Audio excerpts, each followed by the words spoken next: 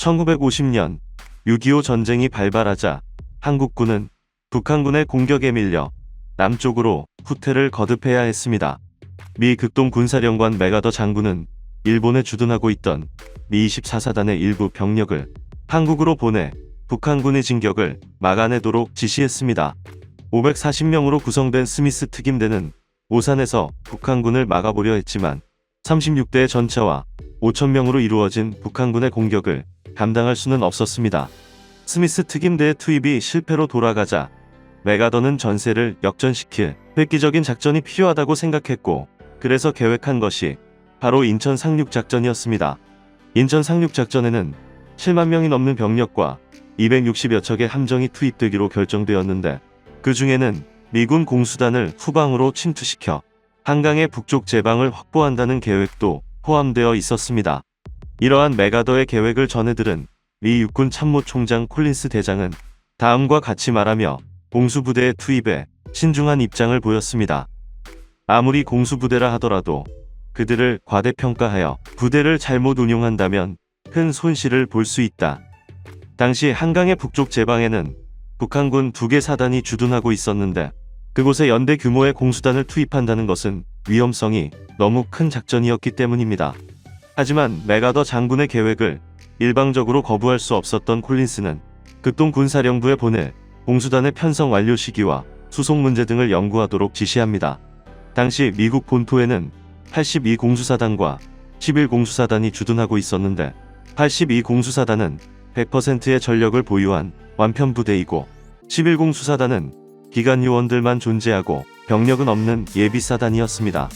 맥아더 장군이 생각했던 것은 당연히 완편된 전력을 갖춘 82공수사단에서 연대 규모의 공수단을 편성하는 것이었는데, 미 합동참모본부는 82공수사단이 아닌 11공수사단의 투입을 고려했습니다.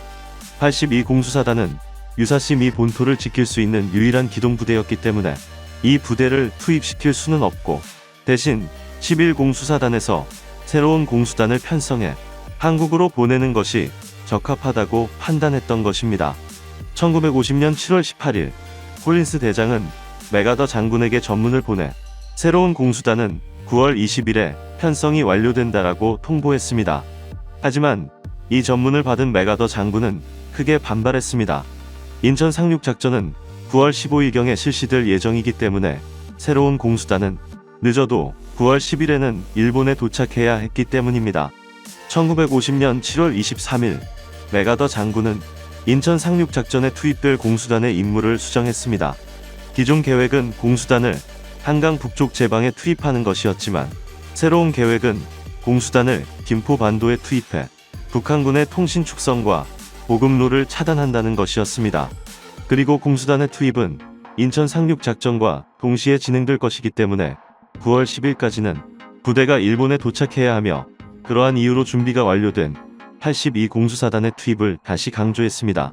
하지만 콜린스 대장은 다음과 같은 전문을 보내며 완강한 입장을 보였습니다. 82공수사단은 미 본토의 안전을 위해 잔류한다. 새롭게 편성되는 공수부대는 9월 21일 일본 사세보항에 입항할 것이다.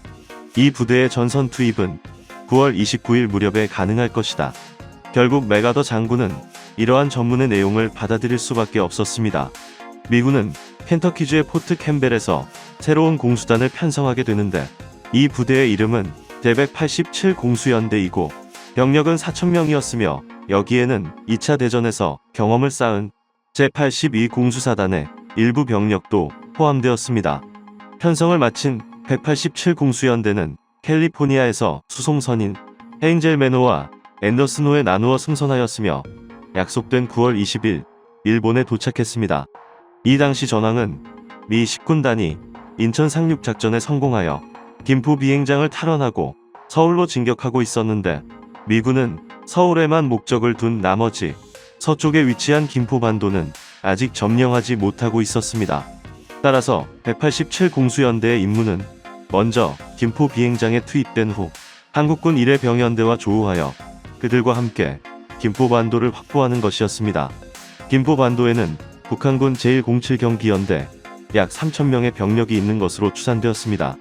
9월 26일 187 공수연대 3개 대대가 김포 비행장에 도착했는데 이들을 수송하기 위해 C-54 9대, C-119 23대가 투입되었으며 이 수송기들의 총 출격 횟수는 440소티였습니다. 이 당시 김포 비행장에 도착한 187 공수연대를 향해 북한군의 간헐적인 공격이 있었는데 한 미군 병사가 북한군 저격병의 총에 맞아 전사하게 되었으며 이것이 이 부대의 첫 번째 전사 기록이었습니다. 187 공수연대 3대대는 선두에 서서 김포반도로 진격하게 되는데 이때 북한군 400명의 공격을 받은 3대대는 4시간 동안의 치열한 전투 끝에 그들을 모두 물리쳤습니다. 한편 1대대는 한국군 해병대와 함께 김포반도의 북쪽 끝까지 진출하였으며 다음 날에는 진로를 동쪽으로 바꾸어 한강 하구 일대의 잔적을 소탕했습니다. 결국 187 공수연대는 4일간에 걸친 작전으로 김포반도에 남아있던 북한군들을 모두 소탕하고 다시 김포 비행장으로 돌아오게 되었습니다. 인천 상륙작전의 성공으로 서울을 탈환하고 이제는 북한의 수도인 평양을 향해 공격을 진행하던 시기 미극동 군사령부는 또 하나의 작전을 준비하게 됩니다. 미8군은 평양을 방어하고 있던 북한군 병력 3만 명 중 약 50%가 이미 북쪽으로 철수 중에 있고 370명에 달하는 유엔군 포로들도 그들과 함께 북상하고 있다는 첩보를 확보하게 된 것입니다. 따라서 유엔사는 작전명령 3호를 하달하게 되는데 그 내용은 다음과 같습니다.